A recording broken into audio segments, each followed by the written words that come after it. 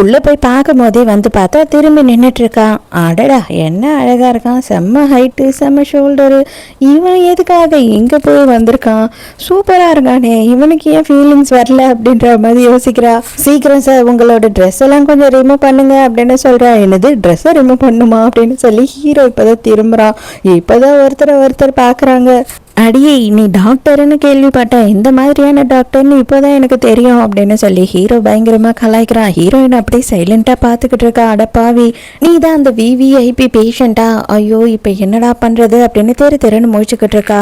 இதை பாருங்க, டாக்டர்னா டாக்டர் தான், டாக்டருக்கு வந்துட்டு எந்த ஒரு வித்தியாசமும் கிடையாது, கை காலு தலை எல்லாமே ஒன்று தான். ஸோ நீங்கள் என்ன டாக்டராக பார்க்கும்போது டாக்டராக மட்டும்தான் பார்க்கணும். உங்களுக்கு என்ன பிரச்சனைனாலும் சொல்லுங்கள், நான் உங்களுக்கு ஹெல்ப் பண்ணுறேன், வெக்கலாம் படாதீங்க அப்படின்னு சொல்கிறா. நீங்கள் என்னோட விஐபி பேஷண்ட் மட்டும் இல்லாமல் நீங்கள் வந்து வெயிட் பண்ணிட்டு இருக்கீங்க, உங்களை எனக்கு பர்சனலாக வேற தெரியும், ஸோ வெக்கலாம் படாதீங்க வாங்க அப்படின்னு சொல்கிறா.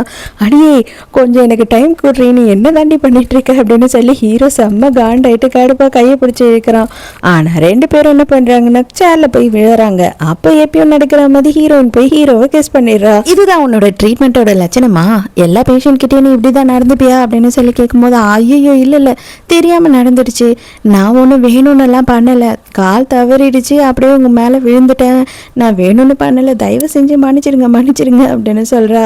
வெயிட் பண்ணுங்க நான் உங்களை செக் பண்றேன் அப்படின்னு சொல்றாளா. செம்ம காண்டான ஹீரோ என்ன பண்றான் அப்படின்னு பார்த்தா கண்ணை எடுத்து அவளோட நெத்தி போட்டிலே வச்சிடறான். இதை பாரு, மறுபடியும் நான் சொல்றேன், உன்னோட எல்லையை மீறி நீ செயல்பட்ட அப்படின்னா கண்டிப்பாக எனக்கு சுத்தமாக பிடிக்காது, கொஞ்சமாக யோசிக்க மாட்டேன், போட்டுட்டு போயிட்டே இருப்பேன் அப்படின்னு மிரட்டுறான். துப்பாக்கியை பார்த்த உடனே ஹீரோயின் அலறி அடிச்சிடறா. ஐயோ ஒன்றும் இல்லை சாரி தெரியாம தான் நடந்தது எல்லாமே அப்படின்னு சொல்லிட்டு புலம்ப ஆரம்பிச்சிடறா.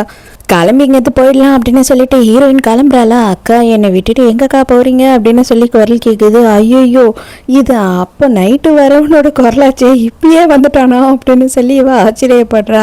பின்னாடி ஷென் மட்டும்தான் நின்றுட்டு இருக்கான். தயவு செஞ்சு என்னை விட்டு ரொம்ப தூரம் போகாதீங்க, எனக்கு ரொம்ப பயமா இருக்கு, இங்க எனக்கு ரொம்ப குளிரா இருக்கு அப்படின்னு சொல்றான்.